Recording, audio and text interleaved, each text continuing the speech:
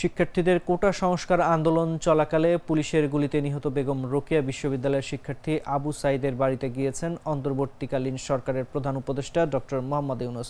সেখানে তিনি আবু সাঈদের কবর জিয়ারতের পর কথা বলেছেন তার পরিবারের সদস্যদের সাথে। এরপর আবারও কবরের পাশে গিয়ে কথা বলেন প্রধান উপদেষ্টা। সেখানে তিনি বলেন, আমরা সবাই আবু সাঈদের মা সবার মা, এটা আবু সাঈদের বাংলাদেশ, এই বাংলাদেশে কোনো ভেদাভেদ নেই।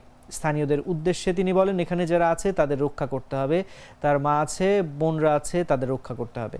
সকালে হেলিকপ্টার যোগে পীরগঞ্জের জাফরপাড়া বাবনপুর গ্রামে যান তিনি। কবর জিয়ারত আবু সাঈদের পরিবারের সদস্যদের সঙ্গে কথা বলে শেষে বেগম রোকেয়া বিশ্ববিদ্যালয়ে যাবেন তিনি।